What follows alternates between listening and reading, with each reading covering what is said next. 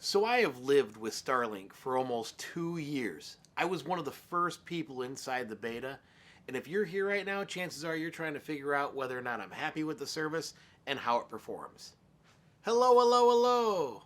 My name is Andrew, and if we're first meeting here today, I live in a small town in northwest Ohio, right outside of Toledo, a city famous for its hot dogs and weirdly named sports teams that are, kind of semi pro, such as the Toledo Walleye or the Toledo Mud Hens. Unlike most people who Starlink is intended for, I actually live in suburbia, and all of my neighbors have had high speed internet for years. It's just that the service lines that were coming out to my house are actual garbage and have been garbage for years. I would constantly go back and fight with our local providers, Buckeye Cable System and Spectrum Internet Service, and no matter what would happen, I would go to a level 4 tech and be told I just needed to change my DNS channel. All of my devices would drop off, and so eventually I decided to go ahead and give Starlink a crack when they first came out with the beta. I actually got signed up right away, and when I got signed up right away, it was phenomenal. Not only was service only $99 a month when I first signed up, but I was getting speeds better than I could ever get from Spectrum or Buckeye, and they were charging me $235 a month. What was most frustrating about the old service I had, whether it be through Spectrum or Buckeye, is that the routers that they would give you and they would issue as their own personal equipment that they would, that they would tell you is the best on the market, is that they would only be scheduled to hold 6 to 8 devices at a time. So I've got 2 kids, and if you got computers, you're trying to start running TVs, so that way you can actually cut the cord. You don't have to pay for them $19.99 boxes for every one of your TVs in the house. I was getting kicked off all the time, all the time. I mean, 6 to 8 devices. I couldn't have friends over and just everybody be on a cell phone, let alone watch TV. So with my initial setups for Starlink, when I put that up, it was easy, it was intuitive. I felt like I was opening an IKEA manual. It's not like it was hard to do or anything. And I was connecting as many as 40 to 45 devices with no problems after having put it dead center in my house to probably the best internet service I've ever had. And honestly, I did a lot of tests on this channel trying to stream and break Starlink and make it so it didn't work. And I didn't find a whole lot that actually could. My son was able to game, I was able to watch sports, and basically, with the addition of Fubo TV and a couple of streaming services, I quit the cord entirely. Like, I just snipped it completely. I was thinking actually about getting rid of the jarbled mess that was in my utility room, which was the cords from my utility room running all the way through the house. And I actually took down some of the cabling on the outside from old internet services that I planned on never going back to. Got rid of old phone lines that aren't in use anymore. And overall, I was probably one of the happiest customers that you would find. And all was going great up until, I'm going to say, about the summer of 2022. It was at this point in time that my neighbor's tree had grown enough that it was actually starting to affect my internet service. I'd actually talked to him about whether or not, since it had come over onto my side of the property, if I could just trim it, or if anything was going to be able to be done, because that tree was so massive and so close to the house. In all honesty, I actually had to worry about whether or not it would fall in a windstorm and either cause his house damage or cause my house damage. Because as a rental property owner, I've had trees fall on houses, and I can tell you that stuff's expensive, right? I'm not anti-tree. I'm just anti-tree too close to a house. But we determined that just a good trimming was all it really needed. And it still, after that trimming, was just in the edge of what the Starlink dish was looking up at. And I really didn't want to go through getting a whole expensive mount system, because by this time they'd already come out with version 2 of their satellite dish. And I thought, well, shoot, if they can increase the service, then I might not have to worry about anything. And at that same time, that same neighbor who has the tree that was coming up starting to infringe upon my little dome, well, he started having a ton of problems himself with his own internet from Spectrum Internet Service. Now, keep in mind, one of the major reasons I left Spectrum and I left Buckeye before was because I knew it wasn't my house that had the problem.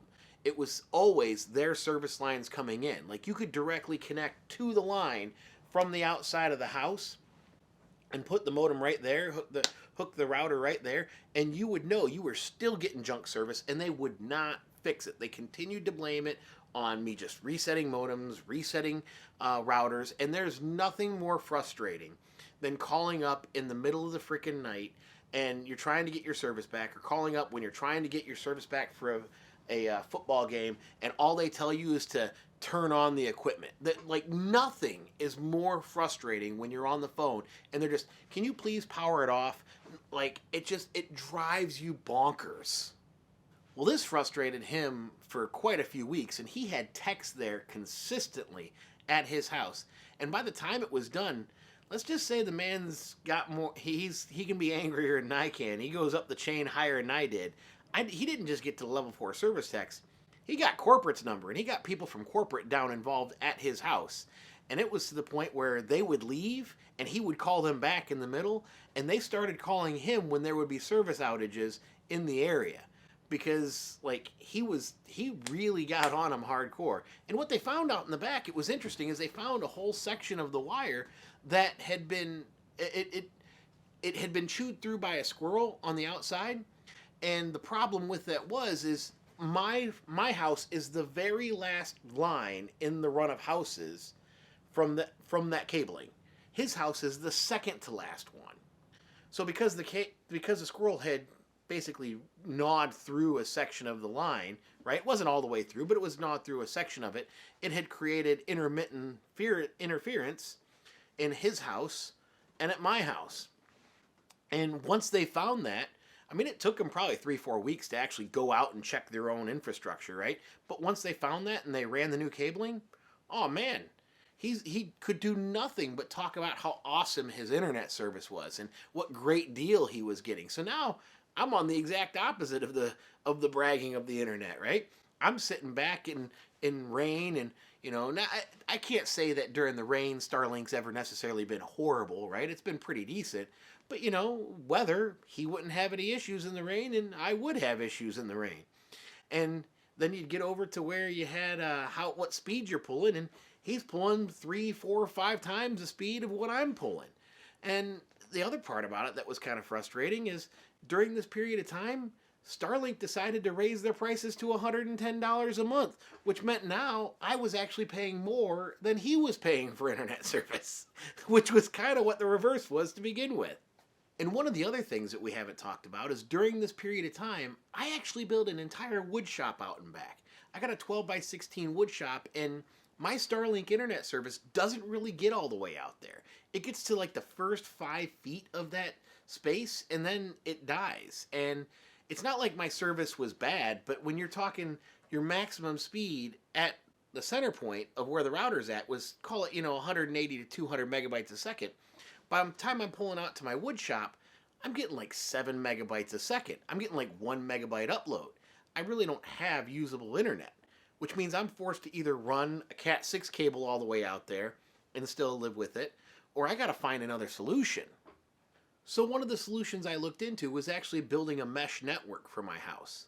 That would mean I'd actually have kind of like 3 routers around, and if I did that, it would all be the same Wi-Fi network, and I wouldn't have to worry about swapping from this section of the house to being, this Wi-Fi network, Sherman Starlink, to going out to the shop and being Sherman Shop or something of that nature. It would just be Sherman Starlink anywhere I went. But that was going to entail a lot of cabling, and why I think I'm going to do that cost was about $1,500 to get decent speeds out of what I thought was going to be worth my time, right? So it was already going to be an expensive setup to begin with, and that's when I got a couple emails.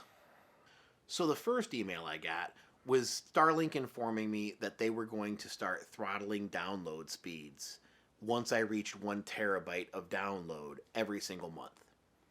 Now, this was done in a time frame of 7 a.m. to 11 p.m. Whatever your data that you were using during that time frame, that would actually be all that would count toward your service, right, of 1 terabyte. But I've got two kids, a wife, and we're all very tech savvy. We use a lot of stuff. My son in particular is a gamer. If he can download information for, say, the Xbox, that can take a while, right? Not only can it take a while, but that can eat up that terabyte like that if Fortnite comes out with its new upload, right? So trying to be a YouTuber, this was just not going to work. And the reality is, they only did the first month where it was just kind of to see where you're at, and we just blew by it really bad, right? Took me 3 weeks, blew through it. The second month, I actually tried to ration out our internet usage and to see if I could, keep us underneath a terabyte. And it was 3 days till, and I couldn't keep us under. I mean, it was just I would get these spikes up on the weekends.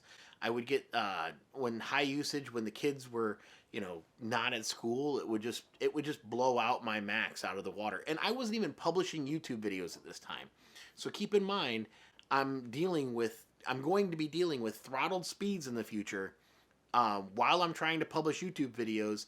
And this is all during a time frame where I'm only getting 200 megabytes download speed at the best location in my house, and maybe 18 megabytes upload speed, probably closer to 8 megabytes upload speed, in most of the other locations. So that was actually a really big deal. And it's not like they gave me an option To go ahead and say you could buy a second terabyte for $25 more, or you could go unlimited for $25 more. No, it was just flat out, we're going to throttle your service and we're going to deprioritize your data. So I can't really risk that. It's just not going to work for my family. So being that this was the time to start looking for options, I actually found that the new Spectrum router could handle 200 devices at one time. This was a big deal because this is one of the major reasons I actually had left Spectrum to begin with. And if this was going to be true, it was going to solve a lot of my problems. In addition to that, download speeds looked like they would be somewhere around the vicinity of 1 gigabyte. They didn't claim that it would exactly be a gigabyte, but I was told that my download speeds should be about the 920 to 930 range when I'm actually hardlined in. And that's huge. I mean, that's more than, if I was getting about 180 beforehand when you see some of these other tests, I mean, the reality is that's like almost 5 times as much, on a repeatable basis when hardwired in. The other part is that their upload speed was going to be 40 megabytes, 35 to 40 megabytes a second. That was drastic compared. That blew my mind. It used to take me hours, and I mean hours, to upload YouTube videos beforehand. You start doing that math, and a 4 gigabyte YouTube video now could really get uploaded in minutes, like less than an hour. That meant it would free up a bunch of time. I could actually restart this channel and everything would be okay. So that's when I started shopping with plans. This 1 gigabyte plan that I was looking at could be bundled with cable TV and with a free Spectrum mobile line that runs off the Verizon network. It could be bundled, all 3 of those together, including my router. I want to be clear, including my router. They make you pay $5 for the router every single month. My total cost was going to be $139 after tax. Now that's $29 more than I was paying for Starlink. I grant you that. $29 more. But I own a rental property business, and I was pulling all my properties back from property management anyway right now. So I was already looking at getting a second cell phone again. That way I had a business line and I could separate all my personal calls from my business calls. I mean, so that was going to take care of that problem, and buying a new Mint Mobile service was going to cost me $35 to begin with. So that's already less. The $29 I'm paying more is less than the $35. And when I have Starlink, I was forced to go ahead and get Fubo TV, right, in order to watch my football games. Well, Fubo costs you about $70-ish a month. And I only to watch football games, I was only doing it for 5 months a year. So when you amortize that out, that still come out to like $40 a month is what I was paying for the entire year. And the reality is, you take a look at the amount of money I would spend if I had stayed on Starlink and gotten my new cell phone line, gotten the new equipment, gotten Fubo TV, right? I was talking about saving $40 plus every single month by switching to Spectrum. The big kicker was the Spectrum service going to be all it was cracked up to be? Was it as good as advertised? So now that I decided that this was actually worth a shot, and that I should at least run the two systems side by side to test it out, I decided it was time to sit down and figure out exactly what I wanted to do as far as running the cabling in my house and how I was going to set my internet up best. And what I determined was I drew it out here like I'm going to show you. So the very first part of my plan was to bring in the cable line from outside instead of having it connect up to the sidewall in the kitchen as it used to be, was to actually bring it in next to the electrical panel down in the utility room. This would allow me to hang my modem against the wall, and then after the modem was against the wall, I could run the line from the modem up and over and up the ceiling through with the electrical lines and get it to where my Starlink router actually is right now. And if I did this twice, where I ran two 50-foot cables, then that would give me the opportunity to go ahead and have a line out and then a line back. Now, I made these two different colors, so that way if I ever had to identify what was wrong in the future, I could see which line I needed to replace. But the idea with bringing a 50-foot cable back at the same time is because I was going to run that to a switch, an 8-port switch. Now, a switch takes basically an internet hardlined service and it splits it into completely different signals. So you can actually have multiple devices running at one point in time. So this would give me the opportunity with 8 ports, since I have 1 coming in, that means I have 7 going out. That would give me access to have 4 downstairs powering equipment like this Mac Mini down here. It would give me 3 other devices, such as my Xbox downstairs. I could go ahead and have the PlayStation 4 that I'm looking to buy downstairs, and I could probably even get in my computer over in the utility room where the mini room is right now, which is something I'll cover in a different video. That would also give me an entire new line to run out to the garage through the crawl space, which would give me the opportunity to put a switch in there and split it off into 4 new locations, allowing me to put in 4 Xboxes along with these 4 TVs that you see up in this picture. Now that leaves me with 1 more spot, which allows me the ability to take 1 more line out from the house, run it out the same as my electric that goes out and powers my workshop. This would give me the ability in the future, if I deemed that I needed to add in that mesh network system, and it would be hardlined in as I talked about earlier. So now that I'm all hardwired in, let's go ahead and take a look at some numbers. But first, if you're finding value in this video, if you could do me a huge favor and tap that like button, it really helps me out and it lets me know that I'm actually providing you the information you're looking for. Now let's go ahead and take a look at our wired internet connection, and we can see the numbers here. Alright, so here we are hardwired in. We are on the speed test site, and yeah, this is the Mac Mini hooked up to Spectrum, and here we go. We press go, and it looks like our ping is about 15 milliseconds, and you can see here that I'm already up past 8. I'm going to creep past, oh wow, 900 megabytes a second. 900 megabytes a second. I'm going to get download speed here. And what are we going to get for upload? It looks like upload is survey says 39. It's 40. It's hanging at 40. I mean, getting 40 megabyte upload speed, that's a huge deal, guys, especially when it comes to uploading YouTube videos. I don't think as many people recognize how big a deal as that is unless you actually are part of YouTube. So let's go ahead and test out our wireless speeds. I'm going to go ahead and show you here on this phone. This is what I'm screen recording right now and what I'm showing you. I'm on Sherman's Starlink, right? So let's go ahead and test out our speed test here and see what kind of speeds that we're pulling. Now keep in mind that this phone, all it's on right now, it's on Starlink, and it is the only device in the entire house that is on Starlink. It's the only one. All the other 40 or so devices that I have already been ported over to Spectrum. So it looks like I'm pulling right around 150 megabytes download, and right now you're seeing I'm somewhere around 8 megabytes upload. This is pretty average of what I get on a day-to-day basis over here for Starlink. 154 download, 8.25 upload. But this is the only individual device, which means it gets split off from that, and it can get worse and worse as time goes on. All right, so let's go ahead and move on to the Spectrum side now. And on the Spectrum side, since I've got it swapped, let's go ahead and take a look.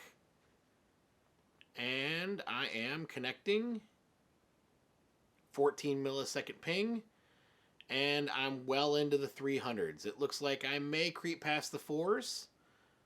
Yep, I just creep past the 4s. It looks like that's where I'm holding steady at, 408. And look at that. I'm sitting above 35, 39 upload now. Now I'm down here in the basement, and I'm still getting more than 400 megabytes download and almost 40 megabytes upload.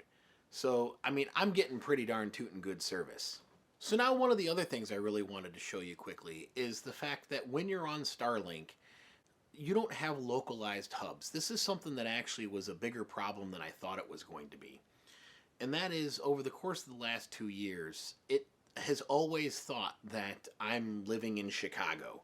And that's because that's where the data bounces off all the satellites to get down to a tower, so that way they can process it. But anytime I go to a website, it was kind of always a slight annoyance to see the fact that it thought I was living in Chicago instead of living here in Northwest Ohio. In particular, to show you this, let's go back to my screen recordings here, right? And if I see that I'm over here on Sherman Starlink, I can come back over now and I'll open say like Lowe's, all right? So I'm going to go to Lowe's. When I go to Lowe's and I see find a store by me, it thinks I'm in Wicker Park. I'm in Chicago. If I go ahead and I change to any different device whatsoever, if I go to Home Depot is going to think that I am in, let's see, that's Amazon, that's a shipping, right? But where's Home Depot at? Let me see if I just go to Home Depot, www.homedepot, homedepot.com, and it thinks I'm back by Green Bay.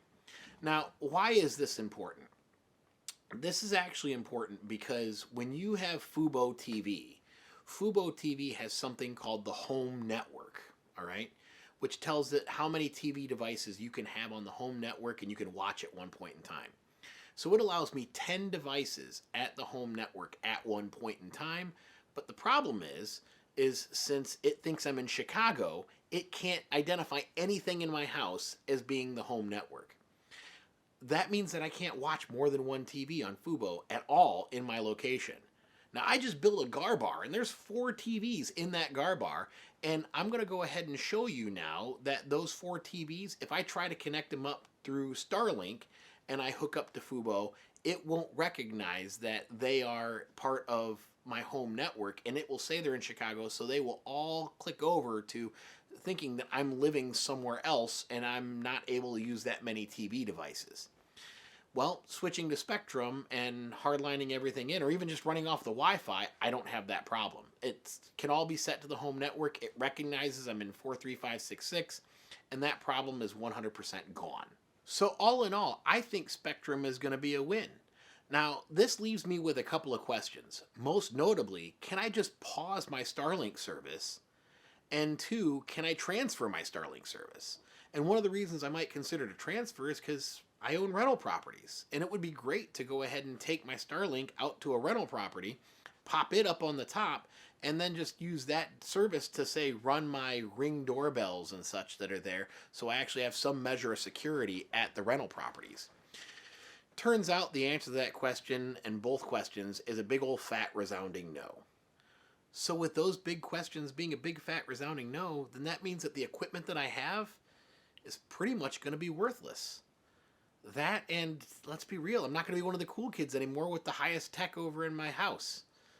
So, I mean, yeah, I really should do it for cost effectiveness, but it's kind of a little stressful that I've got to click this and say that, I'm not going to do it anymore.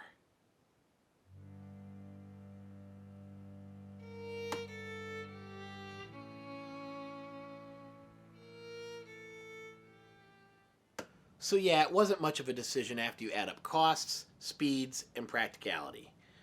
The reality is Starlink wasn't built for a customer like me right now, and there's already a backlog of people who are looking to get high-speed internet who can't get it because their network just can't expand fast enough. So me stepping to the side helps one more person get high-speed internet who didn't have access to it to begin with. And while it was cool while it lasted, and I'm no longer one of the cool kids on the block with some of the greatest technology, I was also one of the first ones to actually have it, and it was really cool while it lasted. So, I enjoyed being part of the beta, and I can't recommend it enough if you don't have other high speed options. Well, that about wraps up today's episode. What I want to know, though, is what kind of internet do you have? What kind of speeds is it running, and how do you like it? Tell me about it down in the comments below. And thanks again for joining me today. If you haven't done so already, hit that thumbs up button, click that subscribe button, and share this with one of your friends. It really helps out the channel. If you're interested in more content like this, check out this video over here. And always remember, until next time, failure isn't bad. Failure to try and learn is. Have a good one. So now that I decided that this